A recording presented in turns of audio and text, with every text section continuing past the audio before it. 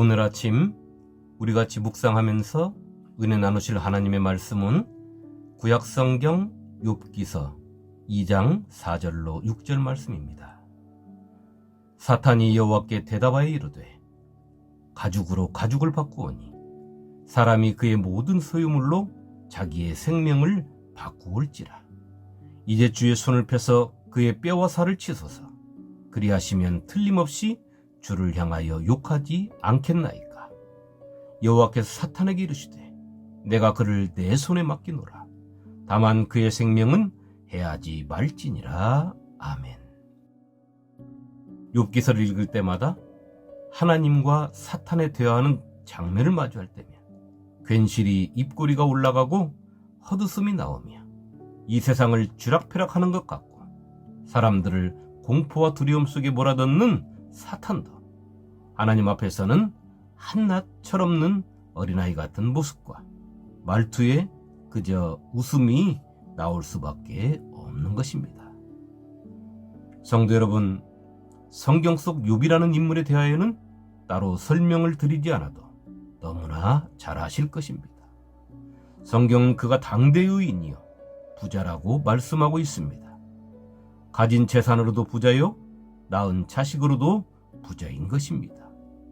그리고 또 한 가지는 사탄이 질투할 정도로 하나님께 사랑을 받으며 하나님을 공경하는 인물이 바로 욥이라는 것입니다. 오늘 말씀은 하나님께서 천상회의를 여셨을 때 두 번째 장면입니다. 천상회의의 첫 번째 장면은 하나님 앞에 하나님의 아들들로 표현되는 천사들이 모였었고 사탄도 천사들 가운데에 끼어 있었습니다. 하나님께서 사탄에게 물으셨습니다. 내가 어디서 왔느냐? 사탄이 대답했습니다. 땅을 두루 돌아 여기저기 다녀왔나이다. 하나님께서 다시 말씀하십니다. 내 종 욥을 유의하여 보았느냐? 그와 같이 온전하고 정직하여 하나님을 경외하며 악에서 떠난 자는 세상에 없느니라. 그때 사탄이 말했습니다. 욥이 어찌 까닭없이 하나님을 경외하리까? 하나님께서 주최하신 천상회의를 보면서 저는 궁금증이 하나 생겼습니다. 그것은 하나님께서는 왜 욥에 대한 것을 하나님의 아들들인 천사들에게 묻지 아니하시고 사탄에게 물으셨나 하는 것입니다. 여러분은 그런 궁금증이 생기지 않으셨습니까? 하나님께서 욥을 이렇게 말씀하셨습니다. 하나님께서 보실 때 욥은 하나님을 믿는 그의 삶이 온전하다는 것입니다. 하나님 앞에서 정직하다는 것입니다. 하나님을 경외한다는 것입니다. 그리고 악에서 떠난 자라는 것입니다. 또한 욥이 살고 있는 그 시대에 욥과 같이 당신의 마음에 드는 자가 없다는 것입니다. 그렇다면 하나님께서는 이렇게 완전한 의인인 욥의 상황을 천사들에게 물어보셔야 맞지 않겠습니까? 그런데 왜 하나님은 욥에 대하여 사탄에게 물어보셨을까요? 저는 여기서 두 가지 이유를 생각해 봤습니다. 하나는 하나님의 마음과 다른 마음을 가진 사탄의 마음을 드러내시려고 하셨다는 것입니다. 다시 말해 사탄의 마음이 하나님과 천사들이 가진 선한 마음과 다르다는 것을 사탄에게 알게 하려 하신 것이라는 것입니다. 하나님과 천사들의 욥을 향한 마음은 똑같이 좋고 흐뭇했습니다. 그렇지 않습니까? 욥을 바라볼 때 그랬을 것입니다.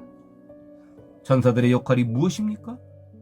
천상에서는 하나님을 경배하고 찬양하며 선하신 하나님의 뜻을 하나님의 종들에게 대신 전하는 사역을 감당하는 것이고 땅에서는 하나님의 사람을 돕는 역할을 감당하는 것입니다. 모든 천사들은 섬기는 영으로서 구원받을 상속자들을 위하여 섬기라고 보내심이 아니냐. 히브리서 1장 14절 말씀입니다. 그런데 사탄은 어떻습니까? 그런 자신의 자리를 떠난 자인 것입니다. 하나님을 대적하고 자신이 하나님처럼 되기 위해서 말입니다. 또 자기 주의를 지키지 아니하고 자기 처소를 떠난 천사들을 그날의 심판까지 영원한 결박으로 흑암에 가두셨으며. 유다서 1장 6절 말씀입니다. 어떻게든 구원받을 자들을 흠집내서 구원받지 못하도록 하고 자신의 종으로 만들기 위하여 총력을 기울이는 자가 사탄인 것입니다. 대제사장 여호수아는 여호와의 천사 앞에 섰고 사탄은 그의 오른쪽에 서서 그를 대적하는 것을 여호와께서 내게 보이시니라. 스가랴서 3장 1절 말씀입니다. 이렇듯 온갖 꼬투리를 잡아 할 수만 있으면 구원받지 못하게 하는 것이 사탄의 속성인 것입니다. 그래서 성경도 이러한 것들은 귀신의 것, 다시 말해 사탄에게 속한 것이라고 말하고 있는 것입니다. 그러나 너희 마음속에 독한 시기와 다툼이 있으면 자랑하지 말라. 진리를 거슬러 말하지 말라. 이러한 지혜는 위로부터 내려오는 것이 아니요 땅 위의 것이요 정욕의 것이요 귀신의 것이니 시기와 다툼이 있는 곳에는 혼란과 모든 악한 일이 있음이라. 야고보서 3장 14절로 16절 말씀입니다. 다른 하나는 하나님께서 욥을 향한 사탄의 마음을 아셨기 때문입니다. 하나님께서는 사탄이 땅을 두루돌아 여기저기 다녀왔다는 말에 사탄에게 이렇게 말씀하십니다. 내가 내 종 욥을 주의하여 보았느냐. 사탄의 마음속에 들어있는 것, 다시 말해서 하나님의 은혜를 받아 하나님만을 찬양하며 경배하는 욥을 미워하며 어떻게든 자신의 땅에서 쓰러뜨리고야 말겠다는 사탄이 그 마음에 품은 아름답지 못한 것을 하나님께서는 드러내신 것입니다. 사탄은 하나님의 허락하심을 받고 욥이 하나님께로부터 받은 자녀의 복과 물질의 복을 자신의 욕심껏, 능력껏, 그러나 하나님의 허락하심의 틀 안에서 펼쳤던 것입니다. 그런데도 그런 환난을 당한 욥은 우리가 잘 알듯이 하나님을 찬양했습니다. 이르되 내가 모태에서 알몸으로 나와 싸운즉 또한 알몸이 그리로 돌아가올지라. 주신 이도 하나님이시요 거두신 이도 여호와시오니 여호와의 이름이 찬송을 받으실지니이다 하고. 욥기서 1장 21절 말씀입니다. 성도 여러분, 사탄의 1차 공격은 실패로 끝을 맺었습니다. 그리고 오늘 우리가 읽은 말씀처럼 하나님 앞에서 두 번째 천상회의가 열리고 있는 것입니다. 하나님께서 첫 번째 회의 때와 똑같이 사탄에게 물으셨습니다. 그 물음에 사탄의 대답이 성경 속 누구와 참으로 비슷합니다. 그 말씀이 오늘 우리가 읽은 말씀이며 사탄의 이 말은 창세기에서 아담이 선악과를 먹고 난 후에 무화과 나무 잎으로 자신의 신체를 가리고 하나님의 물음에 답하는 아담과 너무도 흡사한 것입니다. 이르시되 누가 너의 벗었음을 내게 알렸느냐? 내가 내게 먹지 말라 명한 그 나무 열매를 내가 먹었느냐? 아담이 이르되 하나님이 주셔서 나와 함께 있게 하신 여자, 그가 그 나무 열매를 내게 주므로 내가 먹었나이다. 창세기 3장 11절로 12절 말씀입니다.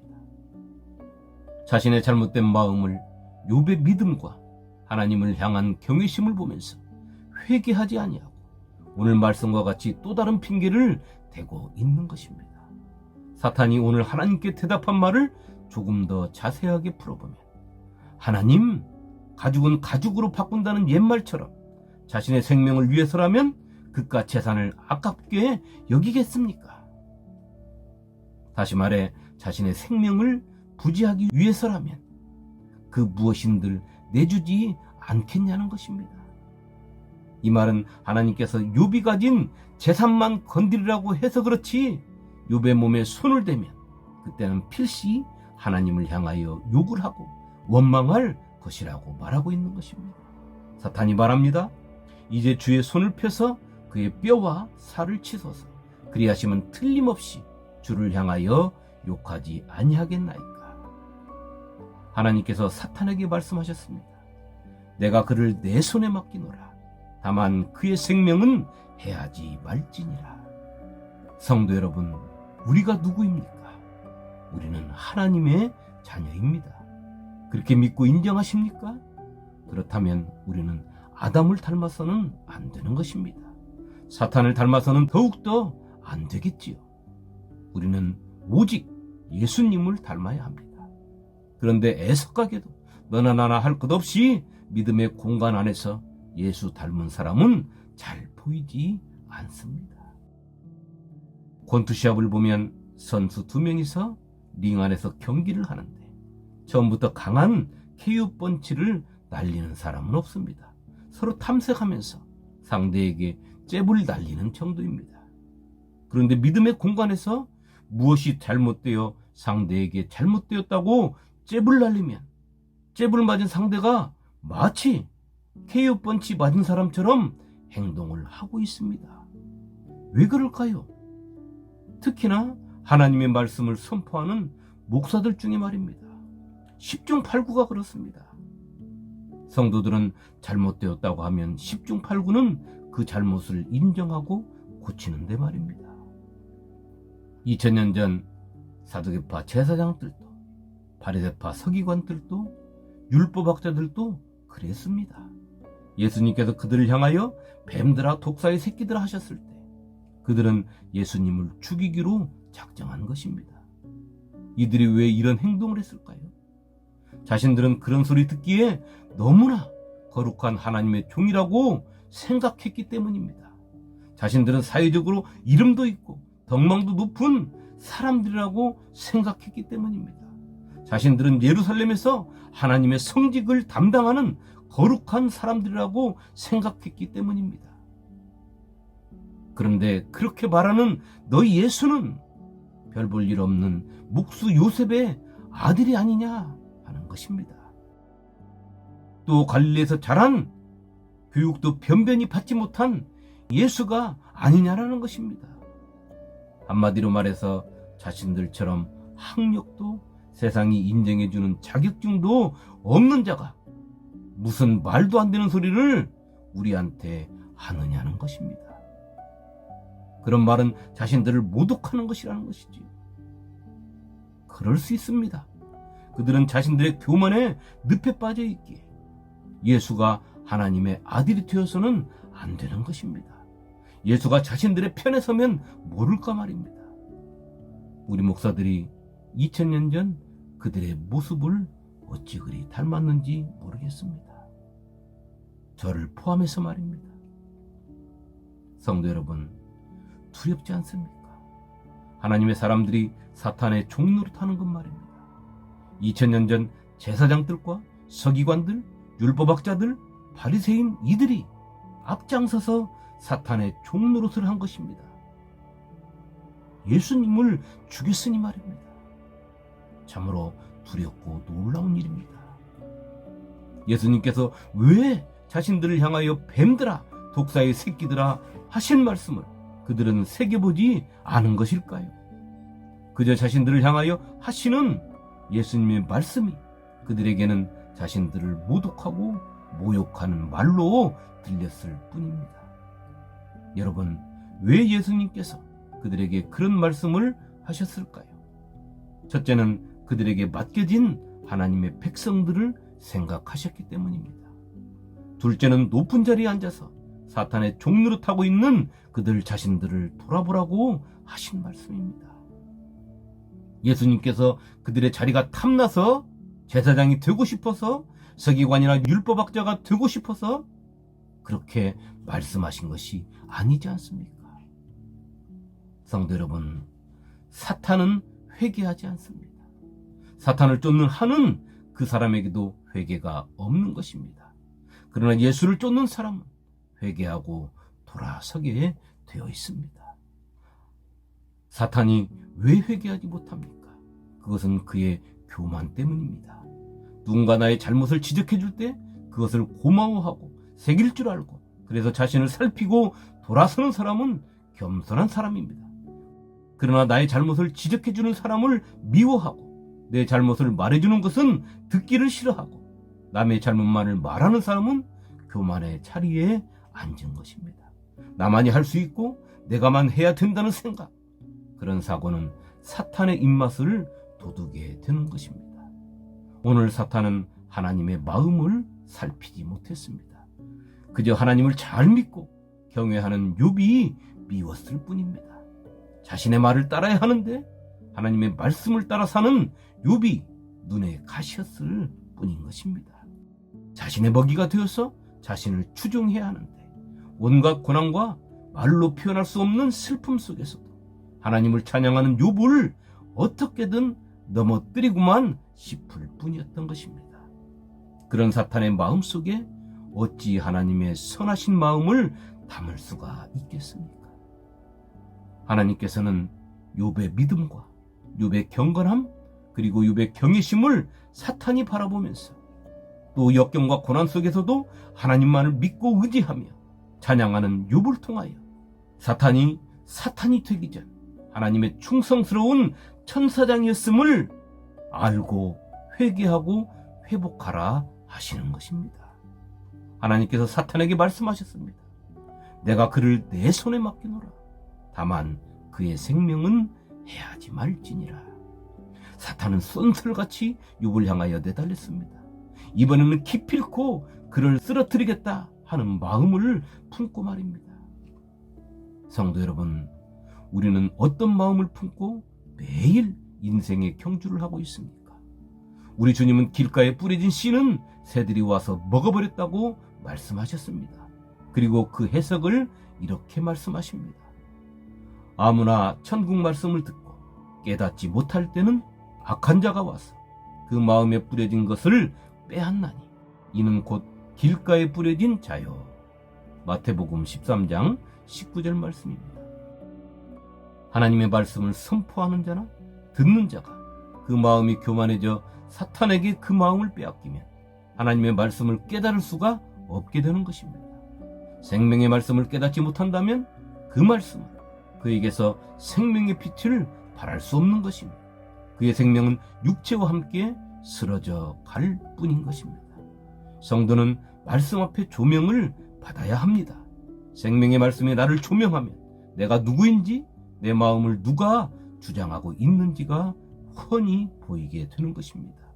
그렇게 성경은 우리에게 너희는 하나님과 새 언약을 맺은 자들이라고 했으며 새 언약을 맺은 자들은 누구에게 가르침을 받을 필요가 없다고 말씀하고 있는 것입니다.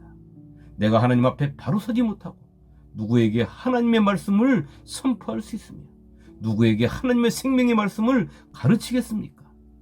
또한 하나님의 생명의 말씀을 바로 들을 수가 있겠습니까?